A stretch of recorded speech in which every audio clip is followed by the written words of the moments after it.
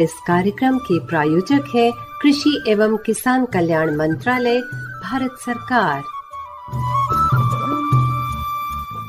FM gold 100.1 megahertz के साथ आप सभी जुड़े हुए हैं। कार्यक्रम किसान की बात में आप सभी का बहुत बहुत स्वागत है। नई जानकारियों के साथ, नए विषय के साथ एक बार फिर से हाजिर हैं हम। मैं हूं आपके साथ आरती और मैं हूं आपके साथ अरविंद। दोस्तों, हमारी जो कोशिश है वो यही रहती है कि जो हमारे किसान भाई हैं, किसान मित्र हैं, उनकी जो लागत है वो कम से कम रहे कृषि में और मुनाफा ज्यादा से ज्यादा हो, उनकी आय दोगुनी हो, जो कि हमारे प्रधानमंत्री जी का सपना भी है कि 2022 तक जो किसानों की आय है वो दोगुनी हो। इसी में बहुत ही महत्वपूर्ण जो कदम है वो है कृषि सुधार कानून और कृषि अवसंरचना कोष। आर्थिक छोटी सी अगर बात मैं तुमसे पूछूं कि अगर कोई सामान तुम्हें एक दुकान पर महंगा मिलता है और एक दुकान पर सस्ता मिलता है तो तुम किस दुकान पर जाओगी? भाई जाहिर सी बात है, जहाँ सस्ता मिल रहा होगा मैं वहीं जाऊंगी, क्योंकि बात मुनाफे की, क्योंकि वहां पर तुम्हारी बचत हो रही है। उसी तरह से हर व्यक्ति यही चाहता है कि उसकी जो लागत है किसी भी चीज को खरीदने की वो कम रहे, उसको फायदा ज्यादा हो, यानी कम पैसे में ज्यादा फायदा हो। तो इससे हमारे जो किसान है वो पीछे क्यों रहे? जी हाँ, बिल्कुल। जहाँ बात हमने अभी खरीदने की कही, वहीं अगर हमें अपना सामान बेचना है तो भी हम ऐसी जगह ढूंढेंगे जहाँ हमें उसके दाम अच्छे मिले, हमें ज्यादा से ज्यादा मुनाफा हो। बिल्कुल, इसीलिए कृषि सुधार कानून ये मौका अब आखिरकार हमारे किसानों को देता है कि वो अपनी फसल को जहां चाहे बेच सकते हैं, जहां उन्हें बेहतर दाम मिले, जहां उन्हें बेहतर सुविधा हो। जो अभी तक एक तरह से बड़ा मुश्किल था, बंधे हुए थे कहीं किसान, तो उस बेड़ियों से आजादी मिली है। किसानों को मुक्त बाजार मिला है, अपनी पसंद से बाजार चुनने का मौका मिला है। जी हाँ, बिल्कुल। जहाँ कृषि सुधार कानून ने इतने सारे अधिकार दिए, वहीं कृषि अवसंरचना कोष भी एक ऐसा महत्वपूर्ण कदम है जिसमें उनको बहुत सारी सुविधाएं उपलब्ध है अपनी फसल को बाजार तक ले जाने के लिए और उनको सुरक्षित रखने के लिए भी। ढांचागत सुविधाओं की कहीं ना कहीं कमी जो है महसूस करते थे हमारे किसान, जैसे कोल्ड स्टोरेज हो या फिर वितरण प्रणाली हो या फिर मार्केटिंग की जो बात हो, उसकी कहीं ना कहीं जो कमी थी उसको दूर करता है और उन चीजों को बेहतर बनाता है कृषि अवसंरचना कोष। और सिर्फ किसान ही आत्मनिर्भर नहीं होंगे, क्योंकि किसान जब आत्मनिर्भर होता है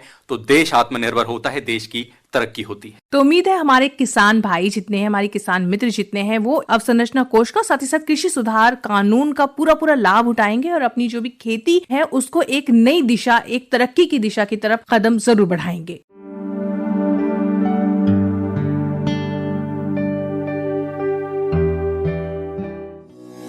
सरकार ने किसानों को उनकी उपज का बेहतर मूल्य दिलाने और ग्रामीण नौजवानों को स्थानीय स्तर पर ही रोजगार दिलाकर आत्मनिर्भर बनाने के लिए कृषक उपज व्यापार और वाणिज्य संवर्धन और सरलीकरण अधिनियम 2020 लागू किया है।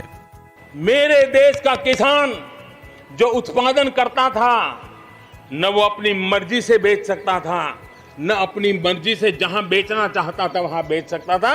उसके लिए जो दायरा तय किया था वहीं बेचना पड़ता था। उस सारे बंधनों को हमने खत्म कर दिया है। इस कानून के तहत कृषि उपज की व्यापार की राह को आसान बनाया गया है।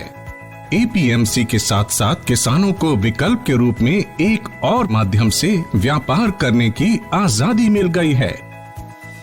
इस अधिनियम के तहत अनाज, दलहन, तिलहन, फल, सब्जी, नट, मसाले आदि के उपज का व्यापार करना आसान हो गया है। इसके साथ साथ डेयरी उत्पादों, बकरी पालन और पिगरी से संबंधित उत्पादों के व्यापार में भी आसानी हो गई है। साथ ही जानवरों के चारे, कच्चा कपास, कपास के बीज और कच्चे जूट आदि का भी व्यापार हो रहा है। अब किसान और व्यापारी एपीएमसी मंडी परिसर के बाहर भी व्यापारी, निर्यातक, प्रोसेसर और रिटेलर आदि से खरीद बिक्री कर सकेंगे। ये व्यापार उत्पादन स्थल, संग्रह, फार्म गेट, कारखाना परिसर, वेयरहाउस, साइलो, कोल्ड स्टोरेज आदि जगहों पर किए जा रहे हैं। इस अधिनियम में व्यापार करने के लिए कई विशेष प्रावधान किए गए हैं, जैसे व्यापार क्षेत्र में जिस व्यापारी के पास पैन कार्ड हो वो किसान या किसी दूसरे व्यापारी के साथ व्यापार कर सकता है। उत्पादक संगठन, एफपीओ या कृषि सहकारी समितियों के पास व्यापार क्षेत्र में व्यापार के लिए पैन कार्ड की भी जरूरत नहीं है। कारोबारी लेन देन और भुगतान के लिए इलेक्ट्रॉनिक ट्रेडिंग सुविधा का प्रावधान है। इससे लेन देन में पारदर्शिता के साथ साथ इसका पूरा रिकॉर्ड भी दर्ज रहता है। इस अधिनियम का न्यूनतम समर्थन मूल्य से कोई लेना देना नहीं है। किसानों को एमएसपी मिलता रहा है और इसके तहत खरीद जारी रहेगी। मंडी व्यवस्था भी पहले की तरह जारी रहेगी।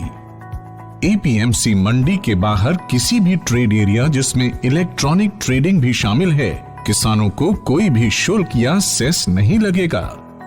इस अधिनियम के किसी भी प्रावधान का उल्लंघन करने पर व्यापारियों पर जुर्माने का प्रावधान है। वाद विवाद और मतभेदों के निपटारे के लिए सुलह बोर्ड का प्रावधान है, जिसमें किसान स्थानीय एसडीएम के पास अपनी शिकायत कर सकते हैं। किसान अपने मोबाइल से भी इस व्यापार को अंजाम दे सकते हैं। कृषक उपज व्यापार और वाणिज्य संवर्धन और सरलीकरण अधिनियम 2020 किसानों की आजादी का अधिनियम है। किसान अब अपनी फसल कहीं भी किसी को भी बेच सकते हैं। किसान अब किसी पर निर्भर रहने के बदले बड़ी खाद्य उत्पादन कंपनियों के साथ पार्टनर की तरह जुड़कर ज्यादा मुनाफा पाएगा। सशक्त अन्नदाता, आत्मनिर्भर भारत।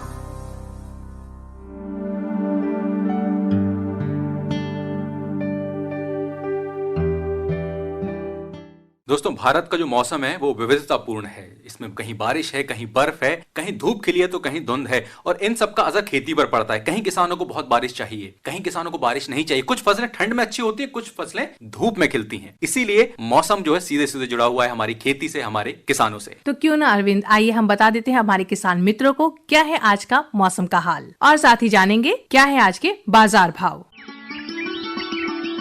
मौसम की दस्तक किसान के घर तक। भारतीय मौसम विभाग के अनुसार अगले 24 घंटों के दौरान पश्चिमी हिमालय राज्यों पर मध्यम बारिश और हिमपात जारी रहने की संभावना है। पश्चिमी उत्तर प्रदेश में भी हल्की से मध्यम बारिश और गरज के साथ हल्की बौछारें गिर सकती हैं, जबकि हरियाणा, पंजाब और दिल्ली में 1-2 स्थानों पर वर्षा का अनुमान है। कर्नाटक, आंतरिक तमिलनाडु, दक्षिण कोंकण और गोवा, दक्षिण मध्य महाराष्ट्र, मराठवाड़ा और विदर्भ में भी कुछ स्थानों पर हल्की से मध्यम बारिश हो सकती है। बीते दिनों की वर्षा को देखते हुए किसान भाइयों को सलाह दी जाती है कि वे सभी फसलों व सब्जियों में सिंचाई न करें, क्योंकि फसलों में अभी पर्याप्त नमी है। इस मौसम में तैयार बंद गोभी, फूल गोभी, गांठ गोभी आदि की रुपाई मेड़ों पर कर सकते हैं। तो ये था आज का मौसम का हाल और साथ ही साथ कृषि परामर्श। चलो पगडंडी से मंडी। आजादपुर सब्जी मंडी से प्राप्त सूचना के अनुसार बाजार भाव कुछ इस प्रकार हैं। सेब आप ले सकते हैं 120 रुपए प्रति किलो, अमरूद का भाव है 50 रुपए प्रति किलो, अनार उपलब्ध है 140 रुपए प्रति किलो में, वहीं किन्नू आप ले सकते हैं 14 रुपए प्रति किलो की दर से। सब्जियों की अगर बात करें तो बेबी कॉर्न उपलब्ध है 45 रुपए प्रति किलो के भाव से, बीन्स आप ले सकते हैं 23 रुपए प्रति किलो की दर से, करेला उपलब्ध है 41 रुपए प्रति किलो में और परमल आप ले सकते हैं 35 रुपए प्रति किलो की दर से। ये था आज का बाजार भाव।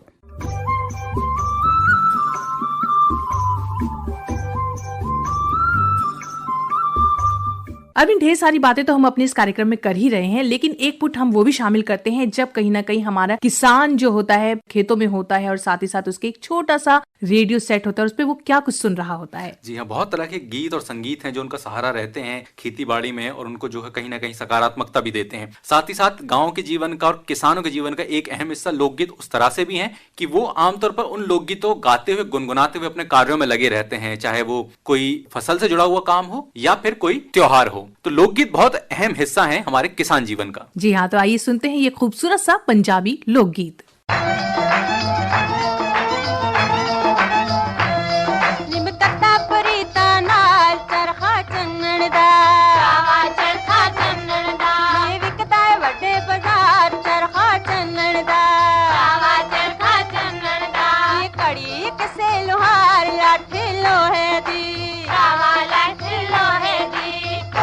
चरखा कुकर देंदा शावा, कुकर लगी कलेजे शावा, एक मेरा दिल पे तड़के शावा, दूजा कंगन छणके शावा, चरखा चन्नन दा शावा, चरखा चन्नन दा कट्टा फरीता नाल चरखा चन्नन दा शावा, चरखा चन्नन दा।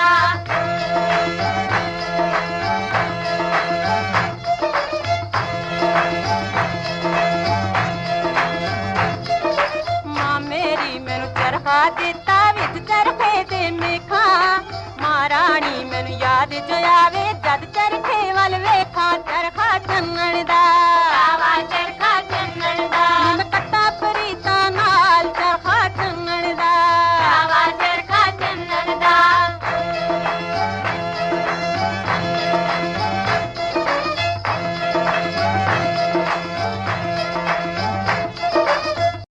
बिल्कुल 100.1 मेगाहर्ट्ज पर आप जुड़े हुए हैं कार्यक्रम किसान की बात से। और दोस्तों, एक बात तो आप सभी ने सुनी होगी कि मेहनत का फल हमेशा मीठा होता है। जी हाँ, बिल्कुल। और हम सभी बहुत जब मेहनत करते तो हमें उम्मीद होती है कि कहीं ना कहीं उसका फल जो है वो हमें मीठा ही मिले। और वैसे भी हम अपने इस कार्यक्रम में ज्यादातर जब बात करते हैं फलों की करते हैं, फसलों की करते हैं, लेकिन आज आप मेहनत के फल की बात कर रहे हैं अरविंद, तो आपका इशारा किस तरफ है? हमारा इशारा है फलों के राजा के बारे में। और जब फलों के राजा की बात होती है तो बात आम की होती है, जो सुनने में आम है लेकिन बेहद खास फल है। जी हाँ, बात तो हम आम की कर रहे हैं, लेकिन ये आम मुझे नहीं लगता कि सर्दियों में हम खाते हैं। ज्यादातर ये रसीला आम जो फल है ये हम गर्मियों में खाते हैं, तो फिर आज इसकी बात क्यों? आरती, बात तो सही है, हालांकि सर्दियों में भी कहीं ना कहीं उपलब्ध है, लेकिन जो आम है वो गर्मियों का फल है। तो आप कहेंगे कि सर्दियों में चर्चा क्यों हो रही है? बिल्कुल सही है। तो आप जैसा जानते हैं कि परीक्षा का परिणाम तो साल के अंत में आता है, लेकिन पढ़ाई तो पहले दिन से करनी पड़ती है। जी हाँ, समझ गए हम आपकी बात अरविंद, और यही हम अपने सभी श्रोताओं से भी कहना चाहते हैं। बेशक हम फल जो है आम का वो गर्मियों में खाते हैं, ज्यादातर जो उसी सीजन में आता है, लेकिन जो उसकी पूरी तैयारी है, पूरी एक प्रक्रिया होती है, वो हम इस सर्दियों के समय पर, ये जो समय चल रहा है इस समय पर करते हैं। जी हाँ, लगातार उसकी तैयारी करते रहनी पड़ती है और काफी लंबी तैयारी और देखभाल होती है, तभी जाकर आपको रसीले आम मिल पाते हैं, क्योंकि किसान की बहुत एक लंबी चौड़ी मेहनत और समय उसमें निवेशित होता है। तो किस तरह से आप इसकी तैयारी कर सकते हैं? क्या क्या आपको सावधानियां बरतनी चाहिए और क्या कुछ आप कर सकते हैं? अगर नए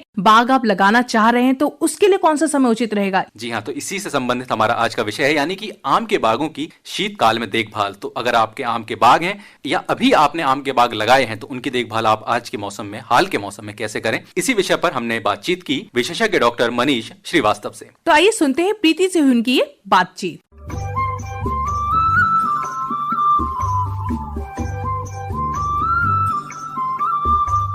किसान की बात कार्यक्रम में आप सभी का स्वागत है। हल्की सी ठंड, और ठंड के मौसम में अगर हम बात करें आम की तो थोड़ा अजीब सा लगता है, लेकिन अगर किसानों की तरफ देखें तो आम के बारे में बात करना बहुत जरूरी है। हमें आम गर्मियों में मिलता है, लेकिन उनकी मेहनत सर्दियों में भी होती है। जी, शीतकालीन ऋतु में आम के बागों की देखभाल हमारे किसान मित्र कैसे करें, इस पर जानकारी देने के लिए हमारे साथ स्टूडियो में है डॉक्टर मनीष श्रीवास्तव। डॉक्टर साहब, बहुत बहुत स्वागत करते हैं आपका। धन्यवाद मैडम, नमस्कार। और डॉक्टर साहब, आप प्रधान वैज्ञानिक हैं, भारतीय कृषि अनुसंधान संस्थान पूसा से जुड़े हैं। गर्मियों में तो आपकी याद आती है क्योंकि उस समय बहुत स्वादिष्ट आम हमें खाने को मिलते हैं अलग अलग तरह के, लेकिन अभी तैयारी करनी जरूरी है, जैसे हमने शुरू में ही कहा है, तो ध्यान रखना जरूरी है। तो पिछले कुछ दिनों से हम देख रहे थे कि पाला था, लेकिन फिर बारिश भी हो रही है और कहीं ना कहीं स्नोफॉल जैसा हो रहा है, कहीं ओले पड़ रहे हैं। तो ये जो मौसम है ये आम के पेड़ों के लिए कैसा है और उन्हें क्या करना चाहिए हमारे किसान मित्रों को?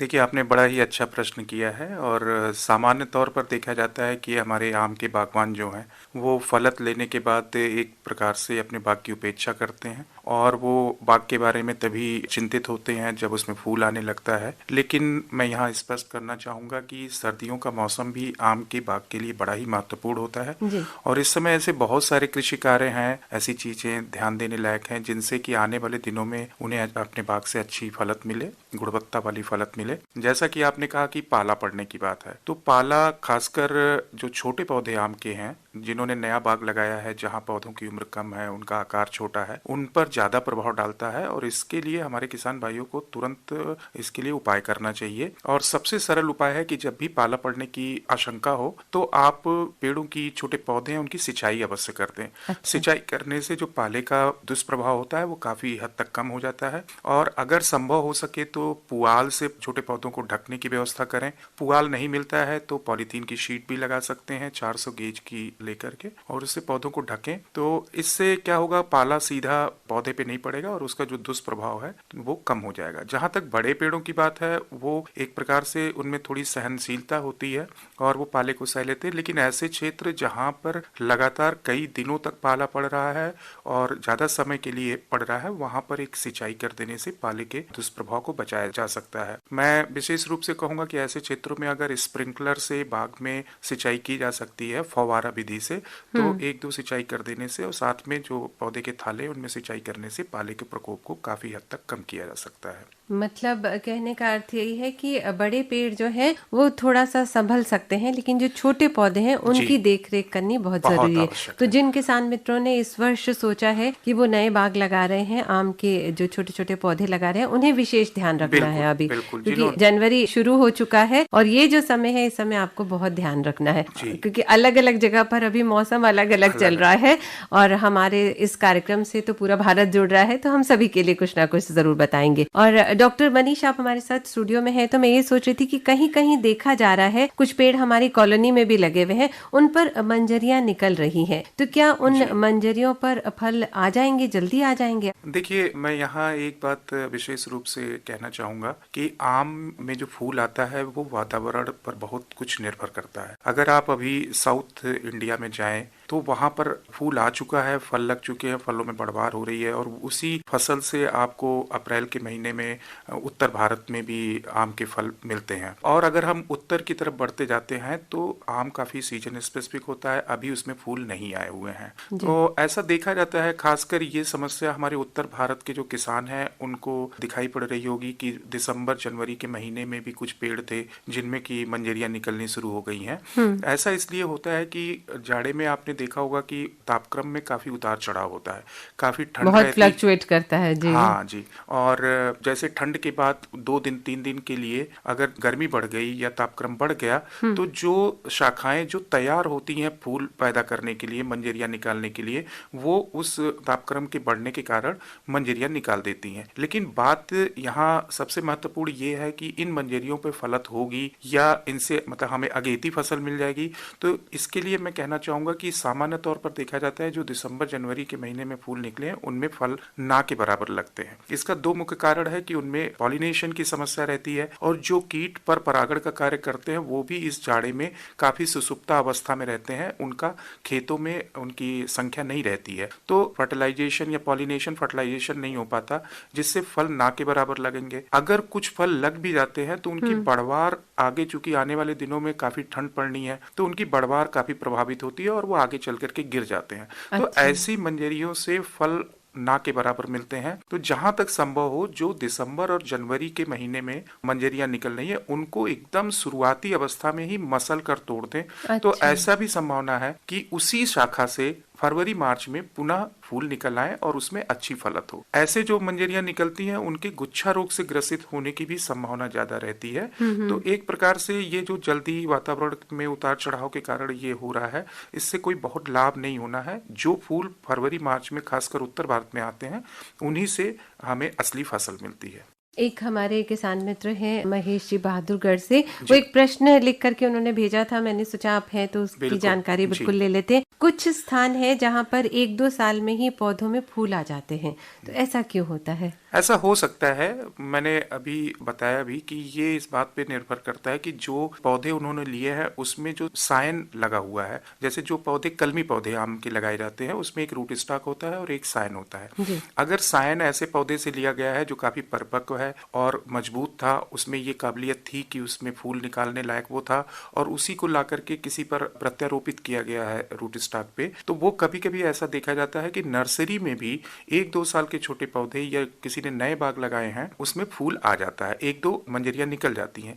लेकिन बात यहाँ महत्वपूर्ण यह है कि हमें उससे फसल लेनी है कि नहीं लेनी है। तो सामान्य तौर पर हम यह संस्तुति करते हैं कि जब तक पौधे की उम्र 3 से 4 साल ना हो जाए तब तक अगर उसमें कोई भी मंजरी निकलती है तो उसे तोड़ दें, पहले पौधे का पूरा विकास होने दें, स्वस्थ होने दें, और अभी फलत लेने से पौधे पे एक भार सा पड़ता है जो उसके विकास को कम कर देता है। तो 3 से 4 साल का जब पौधा हो जाए तब आप उसमें निकलने वाली मंजरियों से फलत ले सकते हैं। अगर 1-2 साल के पौधे में यह दिखाई पड़ रहा है तो ज्यादा अच्छा होगा कि आप उसे तोड़ दें। ये बहुत महत्वपूर्ण बात डॉक्टर मनीष ने बताई है। हम चाहेंगे हमारे किसान मित्र बिल्कुल इस बात का ध्यान रखें, अगर समय से पूर्व मंजरियां आ रही हैं तो उन्हें तोड़कर फेंकना ही बेहतर है। नहीं तो एक रोग भी आप बता रहे थे जो हो सकता है, गुच्छा रोग कुछ ऐसे आपने कहा था कि वो भी हो सकता है, तो इस बात का ध्यान अवश्य रखें। डॉक्टर साहब, मैं आपसे ये जानना चाह रही थी कि सबसे सही मौसम या सही महीना कौन सा होता है जब नए बाग लगाने चाहिए? देखिए, हमारे पूरे देश में वातावरण चूंकि भिन्न भिन्न है,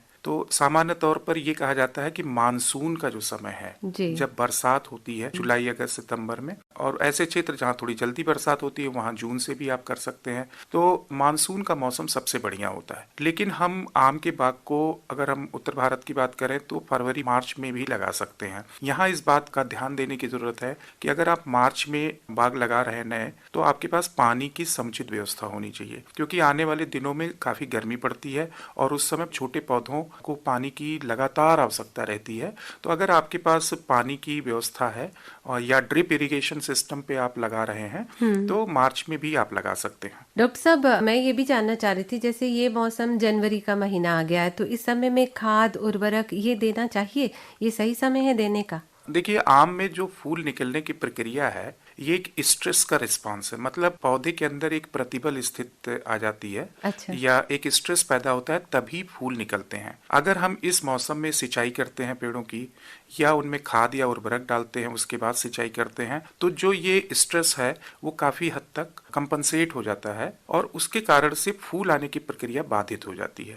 तो जहां फूल निकलने हैं जिन शाखाओं से, वहां हो सकता है कि पत्तियां निकलें। खासकर दिसंबर जनवरी के महीने में आम के बागों में ना ही सिंचाई करें, जो फलत वाले बाग हैं। छोटे पौधों में आपको लगातार सिंचाई करते रहना है, क्योंकि उनको ठंड से बचाना है और उनमें वानस्पतिक विकास हो रहा होता है। जबकि ऐसे बाग जो बड़े हैं जिनमें फूल आ रहे हैं, उनमें इस मौसम में ना ही खाद देने की बात है, ना ही कोई किसी प्रकार के उर्वरक की बात है, और ना ही सिंचाई करें।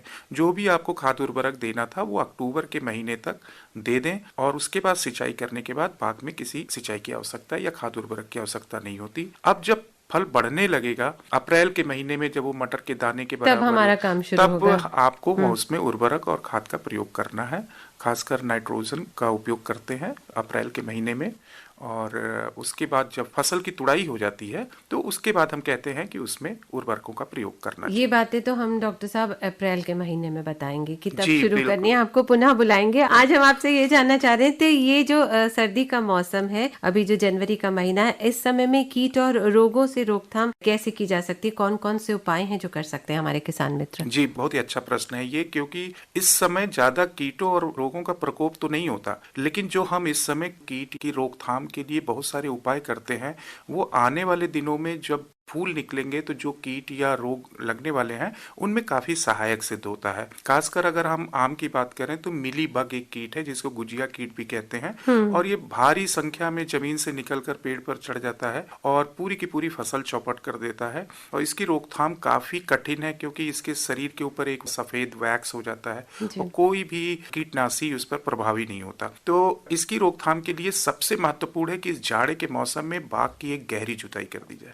गहरी जुताई करने से यह लाभ होता है कि सभी कीटों की वह अवस्थाएं जो जमीन में रहती हैं, जैसे प्यूपा हुआ, तो उन अवस्थाओं को हम नष्ट कर देते। एक तो जुताई में कुछ नष्ट हो जाती हैं, कुछ होती हैं जो सतह पर आ जाती हैं और ठंड से मर जाती हैं, और कुछ को जो परभक्षी हमारी बर्ड्स हैं, चिड़ियां हैं, वो खा लेती हैं। तो अगर हम एक गहरी जुताई जाड़े के मौसम में करते हैं तो खासकर मिली बग हुआ, भुनगा हुआ या फल मक्खी है, इनकी वह अवस्थाएं जो जमीन में रहती हैं उनमें काफी लाभ होता है। कभी कभी डॉक्टर साहब आम के पेड़ सूख जाते हैं, जी। तो वैसे में क्या करना चाहिए? क्योंकि समय लगभग हो गया है, तो मैं चाह रही थी कि चीजों को समेट लिया जाए। बिल्कुल जी, खासकर बरसात में ऐसी जगहों पे जहाँ पानी काफी इकट्ठा होता है वहाँ देखा जाता है कि बरसात के बाद पेड़ सूखने लगते हैं। इसके दो प्रमुख कारण होते हैं, एक जड़ों का गलन होता है जो कि एक कवक से होता है, और एक तना छेदक होता है। तो इन दोनों की रोकथाम के लिए हमारे किसान भाइयों को ध्यान देना चाहिए, और जो जड़ गलन है उसके लिए कॉपर ऑक्सीक्लोराइड नामक कवकनाशी का प्रयोग कर सकते हैं 30 ग्राम प्रति 10 लीटर के हिसाब से, और उसको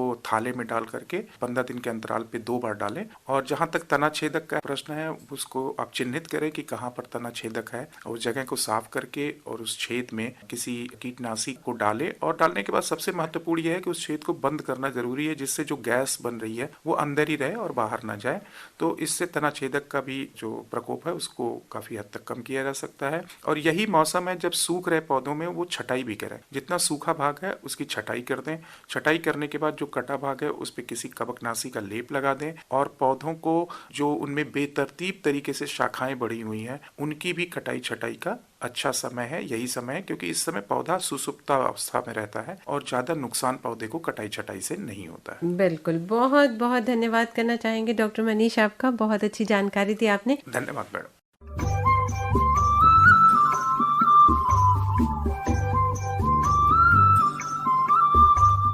श्रोताओं, अभी आपने जाना कि किस तरह से आम के बागों की आप शीतकाल में यानी कि ठंड के मौसम में देखभाल कर सकते हैं। अगर आपने आम के बाग लगाए हुए हैं और अगर आपने अभी अभी आम के बाग लगाए हुए हैं तो उनकी देखभाल कैसे करें। उम्मीद है आप इस पूरी जानकारी से पूरा लाभ उठाएंगे और आप जो नए बाग लगाना चाहते हैं या फिर जो भी आपके आम के बाग हैं उनकी देखभाल अब आप अच्छे से भली भांति कर सकते हैं। और अब हम कार्यक्रम को और आगे बढ़ाते हैं और बात करते हैं किसानों को हाल ही में किसान सम्मान निधि के तौर पर जो 7वीं किस्त के जरिए उन्हें जो सीधे उनके अकाउंट में जो पैसा पहुंचा है उसके बारे में। इसी संबंध में हमने बातचीत की अपने एक किसान मित्र से। आइए जानते हैं क्या है उनके विचार।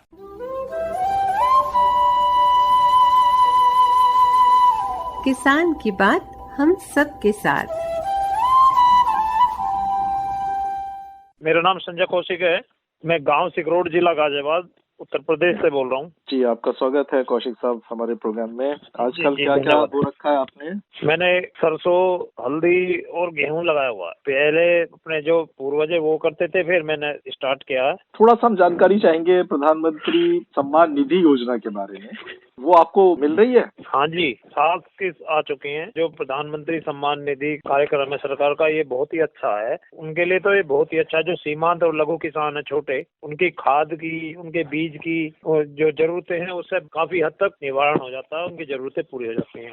उनके लिए बहुत अच्छा योजना है सरकार की और उसका लाभ भी मिल रहा है। उसमें सबसे बड़ी अच्छी बात है, कोई मीडिएटर या कोई बीच का वो नहीं है, सीधा अकाउंट में उनको पैसा आ रहा है। तो बहुत ही अच्छी स्कीम है, बहुत ही उपयोगी और बहुत ही असरकारक। इस स्कीम के बारे में तो किसी के मन में नकारात्मकता तो है ही नहीं। इस तरीके से जो नगद का जो किसान को जो सहायता पहली बार मिली, वरना तो अगर कोई आपदा आ जाए या कुछ सहायता के लिए वही इस मेज से उस मेज पे वो किसान को परेशान कर देते थे। अब वन टाइम अपने पेपर उसमें पटवारी को दो या ऑनलाइन आप उसे अप्लाई करो, उसके बाद ऑटोमेटिक ही अकाउंट में पैसा आना स्टार्ट हो जाता है, किसी की जरूरत नहीं पड़ती। 2000 की किस्त आती है हर तिमाही। कई बार ऐसा होता है हमारे पास नगद पैसा नहीं होता है छोटे किसान के। अब ये चौथे महीने अधिकतर फसल चक्र जब चेंज होता है, लगभग उसी टाइम ये आती है। 4 से 5 महीने में एक फसल का समय होता है, उसी वक्त ये किसान के अकाउंट में आती है। तो बीज की या अपने दवाई की या खाद की जो जरूरतें हैं उससे पूरी कर लेता है। छोटे किसान के लिए तो ये वरदान है सर, बहुत अच्छी स्कीम है, बहुत ही लाभकारी। बहुत से किसान अभी इससे वंचित हैं, या तो वो अपने पेपरों की फॉर्मेलिटी पूरी नहीं कर पाते या मिसमैच होता है नाम का, जो जमीन के कागज में कुछ नाम और है और जो हमारे अकाउंट कुछ और नाम से खुला हुआ है। जी जी जी, वो मिसमैच होने के बाद में ये प्रॉब्लम है। नहीं तो अगर किसी का पेपर वर्क पूरा है तो मिलने की तो गारंटी है, पक्का 101% आती है। आपने बहुत अच्छी सी बात बताई है। तो इसके बारे में जो संबंधित विभाग हैं नजदीक के, तो उनसे अगर किसान भाई संपर्क करेंगे तो शायद इस समस्या का निवारण हो जाएगा। अब हमारे प्रसारण के माध्यम से आपकी बात सुन करके जो हो सकता है इस पर कुछ थोड़ा सा प्रभाव पड़े, असर पड़े। आपने बहुत अच्छी सी बातचीत हमारे श्रोताओं तक पहुंचाई, आपका बहुत बहुत शुक्रिया, धन्यवाद।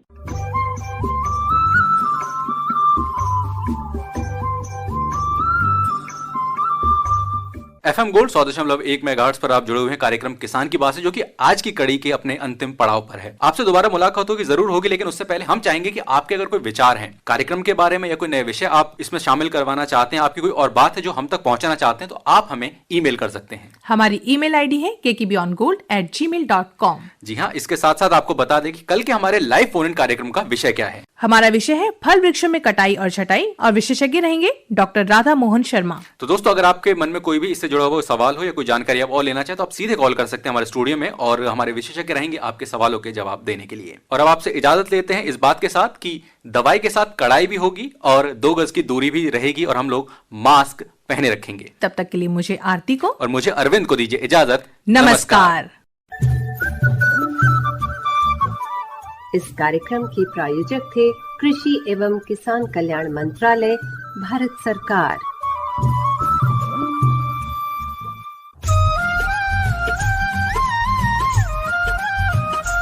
ऐसी नई नई तरकीबें अब हमको है चुननी, ऐसी नई नई तरकीबें अब हमको है चुननी। लक्ष्य हमारा हर किसान की आमदनी दुगनी, लक्ष्य हमारा हर किसान की आमदनी दुगनी। ऐसी नई नई तरकीबें अब हमको है चुननी।